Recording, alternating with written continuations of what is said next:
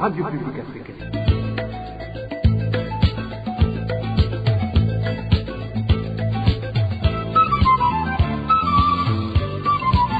Radio Publique Africaine.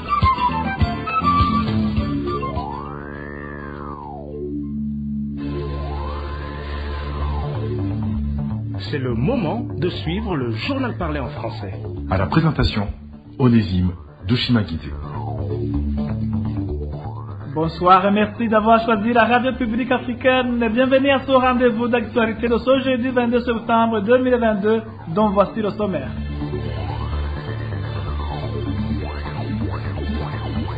Les affrontements sont en cours à l'est de la République démocratique du Congo entre les troupes rebelles et les militaires burundais déployés dans ce pays. Au sommaire également, un citoyen de la commune et province de Rutana a été torturé par le responsable du service national de renseignement en présence du gouverneur de cette province. C'était au début de cette semaine. Vous aurez les détails au cours de cette édition. Enfin, nous irons en province de Chibitoke où les chauffeurs qui font le transport en commun par voiture et dite Probox sur le tronçon Gombo Mabayi sont en grève depuis maintenant 2 jours. Ils protestent contre le coût de transport de ce trajet leur imposé par les administratifs. Voilà pour le sommaire.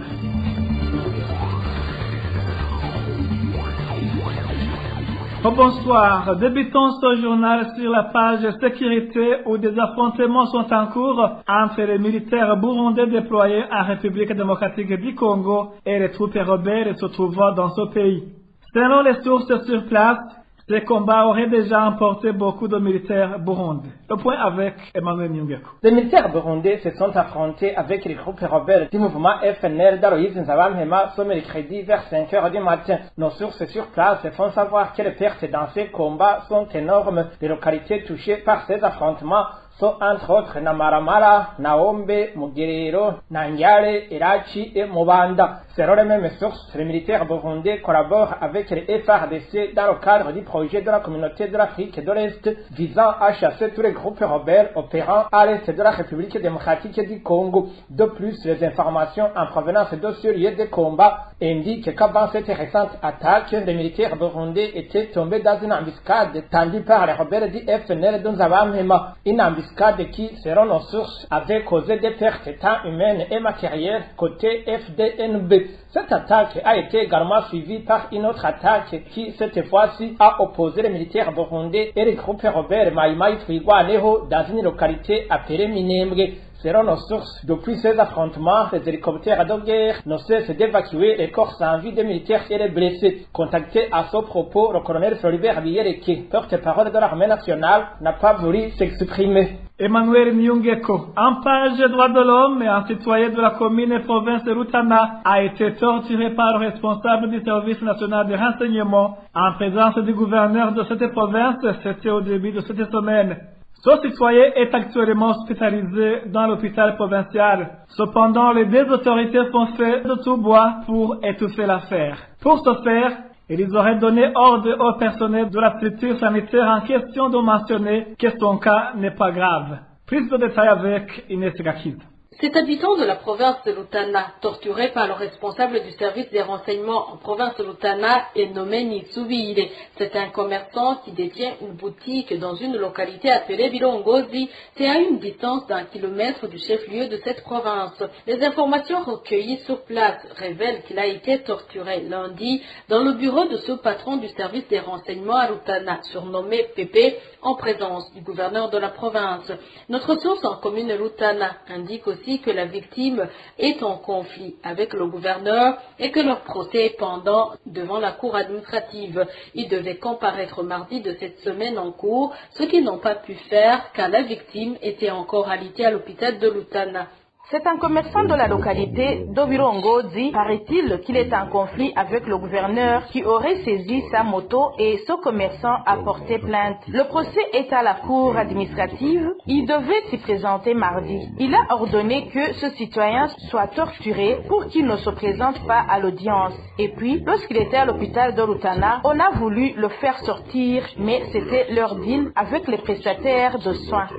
La rédaction de la RPA a essayé de contacter Olivier Nibitanga, gouverneur de la province de Lutana, mais sans succès. Merci à toi Inès Gakiza. Une courte pause, nous parlons gouvernance. RPA. La régie des eaux refuse de partager les responsabilités avec Burundi Airlines dans le dysfonctionnement de l'aéroport international de Bujumbura quand il y a coupure du courant électrique. Le service chargé de communication dans cette entreprise reconnaît qu'il peut y arriver qu'il y ait coupure de courant électrique, mais que le grand problème réside au niveau des onduleurs de Burundi Airlines qui ne fonctionnent plus depuis un beau bout de temps. Pour la régie des eaux, les désagréments causés par de telles coupures pourraient être évités par le remplacement de ces onduleurs. Un point de vue partagé par des experts en la matière. Néanmoins, ingénieur Régie de Mwemero trouve que la régie des eaux n'est pas à dédouaner car elle devrait faire en sorte de garder toujours un œil sur les liens sensibles. Et ce spécialiste en électricité de rappeler que quoi qu'il en soit, la première responsabilité revient à Burundi Airlines, qui a le devoir et l'obligation de mettre en place tous les dispositifs nécessaires afin d'éviter autant que ce peut ou faire face à de telles coupures d'électricité. Suivez plutôt ingénieur Elie Dememero. Normalement, la distribution du courant électrique doit suivre certaines règles. Il y a des institutions sensibles comme la présidence, les hôpitaux, les aéroports, etc. Ces endroits ou ces institutions doivent avoir leurs lignes directes, même en cas de délestage, ces lignes ne sont pas concernées. Même si une panne survient d'une manière générale, le protocole de dépannage suit le même ordre de priorité. Ce sont les lignes sensibles qui sont les premières à être dépannées. Ces institutions ou endroits sensibles doivent disposer au moins de sources d'alimentation en courant électrique. Par exemple, la régie des eaux peut être la première source d'alimentation, mais la deuxième doit être soit un groupe électrogène, soit un système solaire. Si la régie des eaux tombe en panne, en attendant la réparation, la deuxième source démarre automatiquement. À l'intérieur de ces endroits sensibles, il y a des équipements, bien sûr sensibles, qui ont besoin d'être alimentés d'une façon permanente. Ces équipements sont connectés sur des onduleurs. Les onduleurs, ce sont des dispositifs électroniques qui fournissent une alimentation de secours quand votre source tombe en panne. Si Burundi Airlines avait mis tous ces équipements, même si la régie des eaux tombait en panne, la deuxième source devrait se pourrir. Même si la deuxième source ne démarre pas correctement, en attendant que la régie des eaux répare sa ligne et que aussi les techniciens du deuxième système trouvent la panne, les équipements qui sont connectés sur les onduleurs continuent à fonctionner au moins 45 minutes. Pour moi, Burundi Airlines n'a pas mis en place tous ces dispositifs de secours. Deuxièmement, la régie des eaux n'a pas respecté la priorité de dépannage, ou soit il a mis la ligne sous délestage. À propos de ce dysfonctionnement, la rédaction de la RPA a encore tenté de joindre le colonel Prime Yamouremier, administrateur directeur général de Burundi Airlines, mais c'est lui qui a répondu à notre appel et a indiqué qu'il est occupé. Et puis, la non-protection sociale fait partie des difficultés rencontrées par les agents de gardiennage, ce qui frustre certains d'entre eux réunis au sein de la Fédération des syndicats de travailleurs du secteur de gardiennage, Febustasteg, qui indique que pourtant leurs employeurs ne cessent de faire des retenues sur leurs salaires, des montants qui, selon les dires de ses patrons, seraient destinés à cet effet. Reportage signé Elodie Diveremech. Les cotisations des affiliés de l'INSS ainsi que les frais de soins de santé sont retirés à la source sur les salaires des agents de gardiennage par leurs employeurs, comme l'indiquent ceux qui sont réunis au sein de leur fédération syndicale, la FEBU Citraseg. Mais certains agents déplorent le fait que, malgré ces retraits, ils ne bénéficient pas des avantages irrelatifs. Sur le cas de l'INSS, ces agents disent que souvent, certains d'entre eux trouvent qu'ils ne sont pas enregistrés au sein de l'INSS ou ont des arriérés impayés. Sur chaque salaire mensuel, il y a retrait des cotisations pour l'INSS, mais elles ne sont pas versées. Pourtant, à chaque fin du mois, ces retraits sont effectués car on touche le reste. Ce qui nous attriste, c'est que certains employés qui vont solliciter les services de l'INSS se rendent compte que soit il y a des arriérés des cotisations impayées enregistrés sur leur nom, ou soit leur nom ne figure tout simplement pas. Ces agents révèlent également qu'ils éprouvent des difficultés à se faire soigner. Non seulement certains n'ont aucune assurance, mais même le peu qui en ont ne sont pas suffisamment couverts. Si on est malade, on n'est pas assez soigné. On nous dit qu'on ne nous donne que des médicaments pour la fatigue, car c'est ce dont ils se sont convenus avec nos employeurs. On nous explique par la suite qu'il ne nous est pas permis de prendre des médicaments d'une facture qui dépasse 1000 ou 1500 francs burundais. À ces difficultés si haut citées et à d'autres rencontrées dans l'exercice de leur métier, ces différents agents des sociétés de gardiennage demandent aux institutions du pays qui ont été sollicitées, à savoir le bureau de la présidence, le ministère de l'Intérieur et de la Sécurité, ainsi que celui de la fonction publique et du travail, de les aider à trouver des solutions. Dossier à suivre. Merci à toi aussi, Eroge Diveremesha. Les commerçants du marché de la commune de Mabanda en province de Makamba ont 3 jours pour avoir démoli les kiosques construits en plein milieu de passages réservés aux camions extincteurs. L'ordre a été donné ce lundi par le gouverneur de cette province lors de sa descente dans cette commune, ce qui n'a pas du tout plu à ces commerçants qui exigent d'abord la restitution de l'argent donné à l'administrateur Berry Hatungimana qui était chargé de la vente et de la distribution des places. Suivez un des commerçants du marché de Mabanda qui s'est entretenu avec la RPA. Après avoir reçu les informations faisant état de vente descendent illégalement par l'administrateur communal, le gouverneur a effectué une descente pour s'enquérir de la situation. Il a ainsi ordonné que tous les kiosques construits illégalement soient démolis. Alors mardi, l'administrateur a tenu une réunion avec les commerçants. Il a transmis le message du gouverneur selon lequel les kiosques qui ne sont pas en ordre doivent être démolis dans un délai ne dépassant pas jours. Mais les commerçants refusent de s'exécuter et disent qu'ils ne démoliront que quand l'administrateur aura remboursé l'argent qu'ils ont payé pour avoir ces stands. Ils avancent les arguments selon lesquels l'administrateur leur disait qu'il est en ordre et leur donnait même les quittances. Curieusement, selon ces commerçants, c'est le même administrateur qui vient demander à ce que l'on passe à la démolition. Alors, les commerçants voudraient que le gouverneur s'y implique et s'il faut démolir, exige à ce que l'administrateur rembourse l'argent reçu. C'était un des commerçants du marché de Mabanda qui s'est entretenu avec la RPA. Après cette petite transition, nous parlons des nouvelles de la société. RPA. Ce mercredi, de fortes pluies mêlées de grêle se sont abattues sur la province de Cibitoke dans les communes de Lugombo, Buganda et Mugwi pendant environ 1 heure. Selon nos sources à Lugombo, parmi les dégâts matériels figurent plus de 1000 maisons d'habitation, environ 20 églises et 3 écoles qui ont été détruites. 9 personnes, dont des élèves, ont également été blessées. Les administratifs de ces communes demandent une assistance, surtout en tôle et matériel scolaire, pour venir en aide aux personnes sinistres.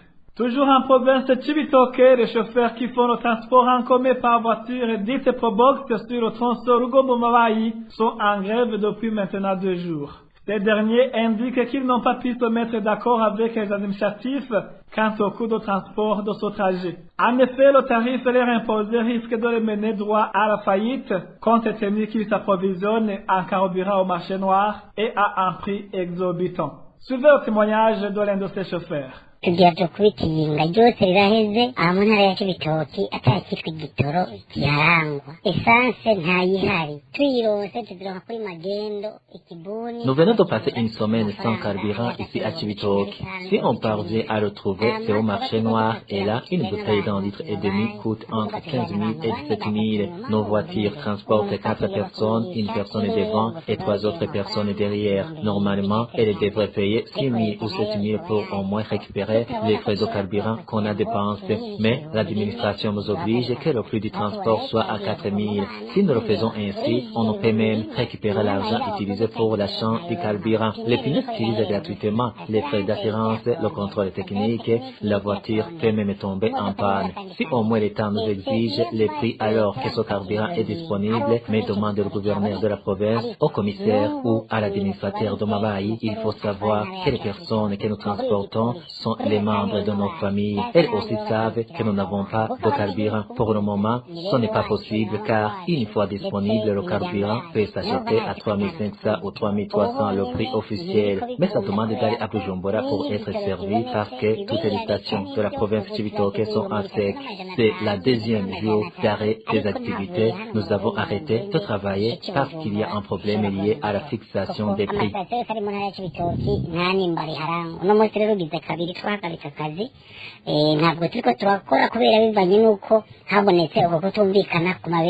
En parlant toujours de cette problématique carburant, c'est le désespoir au sein de la population de différentes provinces du pays.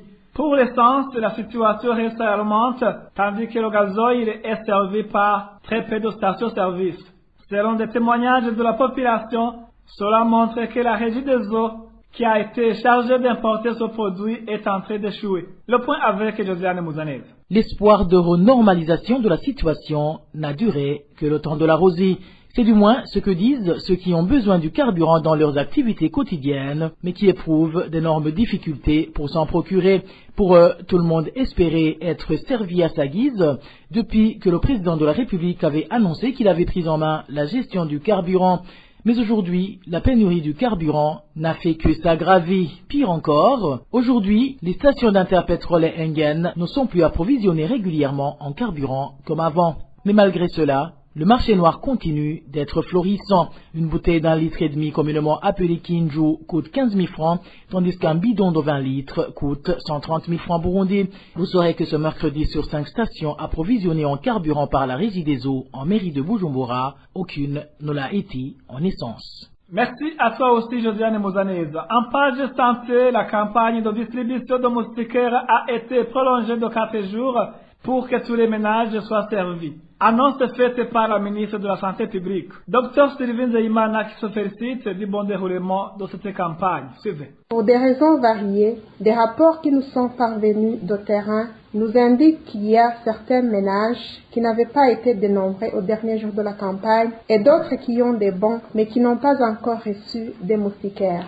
C'est pour cette raison que dans l'objectif du gouvernement de ne laisser personne de côté, il est décidé de prolonger la campagne de 4 jours pour permettre à toute la population d'être servie. Pour mieux planifier ce moment de prolongation, la journée de ce jeudi 22 septembre 2022 sera réservée à l'exploitation de tous les rapports de terrain et la campagne de distribution reprendra vendredi le 23 septembre pour se poursuivre samedi et dimanche de la semaine en cours. Ainsi donc, la campagne de distribution des moustiquaires se clôturera le 25 septembre 2022. Le ministère de la Santé publique et de la lutte contre le sida demande la coopération de tous les acteurs qui sont sur terrain pour faire en sorte que notre but de servir toute la population en moustiquaires soit atteint. Et puis pour clore cette édition, les Burundais qui avaient quitté hier Nakivale avec l'objectif de se réfugier au Kenya ont été obligés à retourner dans ce camp par la police ougandaise. Jusqu'à présent, aucune solution n'a été trouvée pour ces Burundais demandeurs d'asile. Le point avec Emile Nibasumba. Les 400 Burundais qui voulaient aller au Kenya en provenance du camp de Nakivale ce mercredi ont été obligés à retourner dans le camp dans la soirée par la police ougandaise.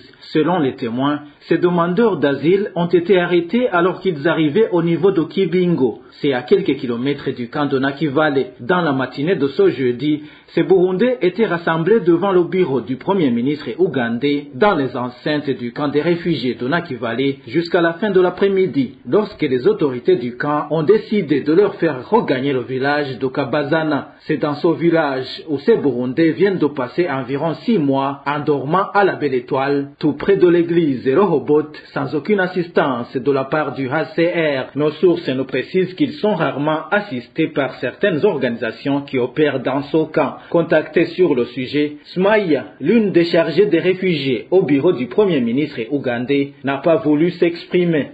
Merci à toi, Emile Nibasumba. Merci, mesdames et messieurs, d'avoir prêté oreille attentive. Ainsi s'achève cette édition. Merci aussi à l'équipe de la rédaction et à l'équipe technique pour leur bonne collaboration. À la présentation, vous étiez avec Onésime de Chimagis. Au revoir.